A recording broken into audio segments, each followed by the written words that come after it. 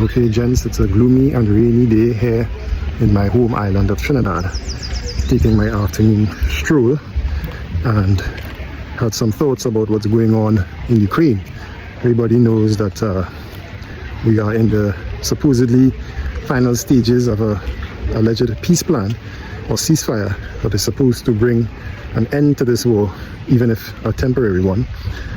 President Trump has proposed a 7-point peace plan. I recently made a community post setting out the 7 tenets of that plan. In essence, they are hoping to freeze the contact line as is. Russia will cede a little bit of land near the Kherson region so that Ukraine has access to the Dnipro River. Ukraine will not join NATO. Ukraine will formally accept Crimea as Russian, and there will be a de facto acceptance of what they call the Russian occupation of the 4 oblasts at the current front line. Now, if you've been following this war and you know the history of this war, and you are, let's say, leaning or more Russian leaning as I am, then I think it will be clear to you that under no circumstances should President Putin accept this plan. I think after seeing what happened in Syria, that was a good wake-up call and a warning to the Russian people that if you accept a ceasefire, in 5-6 years you might see something akin to what was orchestrated in Syria to topple the Assad regime. My last video, I borrowed heavily from a very interesting assessment from a retired US Colonel, Alex Vishinin, where he did a detailed examination of the military power of each side in this war. And he estimated that the Russian army has grown to 1.5 million active troops.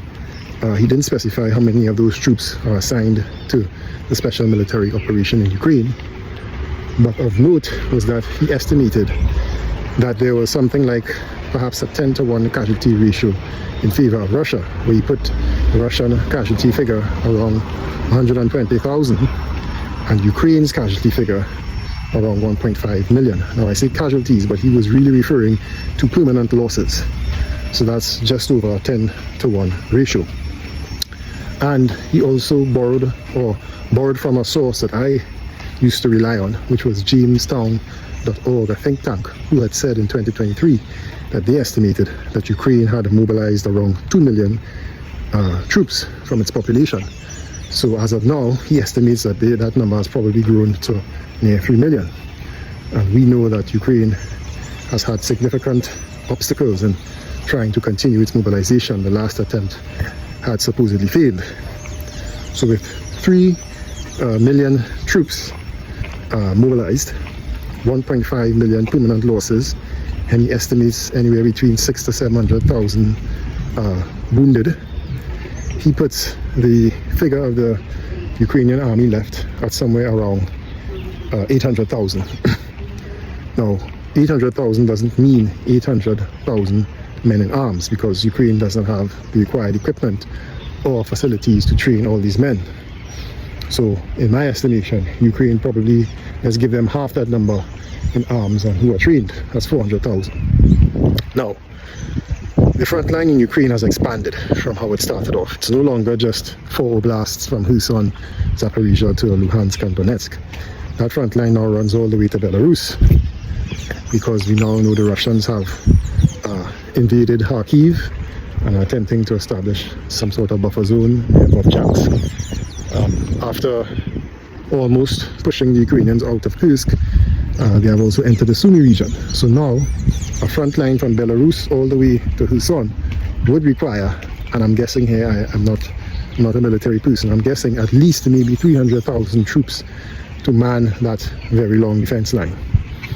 And that means for Ukraine just to be able to hold the line for a period of time, they would need at least 600,000 men in arms, 300,000 at the front, and another 300,000 in reserve, so they can rotate troops when there's too much attrition in a particular sector to prevent a collapse. Or even if there's a collapse, you have some men in the rear that can be brought forward to contain it.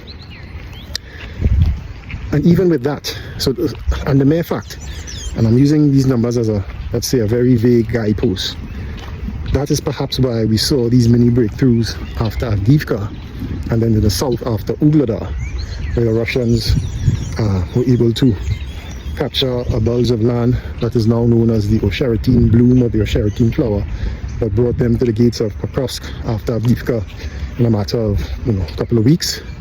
And then we saw after Ugledar a rapid advance that saw the fall of key towns like Velika Novoselka and then Kurakovy, which was the southern headquarters of the Donbass for Ukraine.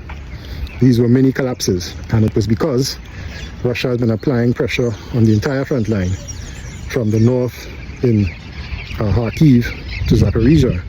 And when a breakthrough occurred after Avdiivka, there weren't enough Ukrainians to probably defend a particular sector, and thus we saw a mini collapse. All of this is to say that I think at most Ukraine can withstand another year of attrition before they collapse. I think even less, maybe 6 months. At the current rate of attrition, if Ukraine has 500,000 men under arms on the front, by June, July, August, that number will be near 300,000. At which point, Ukraine may not have any reserve force. And it means, as Russian army, which is growing by approximately 24,000 new soldiers a month, that is based on the amount of volunteers, and that is accounting for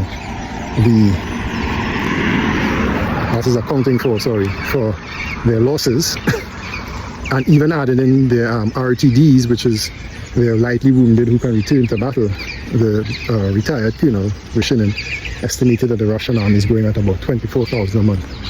That means if the Ukrainian army continues at its rates of attrition, where they do not have a reserve, and they have maybe 300,000 men under arms, if and when there is any single breakthrough, that can turn into a collapse of a sector of the front. Because that is in essence how a blitzkrieg works. A blitzkrieg was successful when there's one line of defense, like the Maginot Line in France, and all it takes is an armored fist column to break through in one part, and they move rapidly to cut off the supply lines and cause entire collapse. And that is what will happen if Ukraine runs out of reserves and Russia continues to apply pressure and is able to break through, similar to what happened in Avdiivka. They will not be able to contain it. That is what I think. Hold on. That is what I think President Trump and his administration and his military advisors are telling him, which is why he is so desperate for a ceasefire. Because that is the reason why I think under no circumstances should President Putin agree to it. Because right now he has the momentum, and they're 6 to 12 months away before there's a military collapse, and he can go on and achieve Novorossiya, which is capturing at least 8 oblasts, including Odessa, and installing a new regime in Kiev. However, if Putin stops now, and you still have 800,000 Ukrainians, even if most of them are not armed and trained, and a ceasefire for another 4 or 5 years, which will give NATO sufficient time to train and re-equip this army, then you can see another Syria Part 2, where you have a 800,000 well-trained NATO Ukrainian force ready to re-engage in this war. And that is a far bigger force than they had when Putin did his 2022 invasion.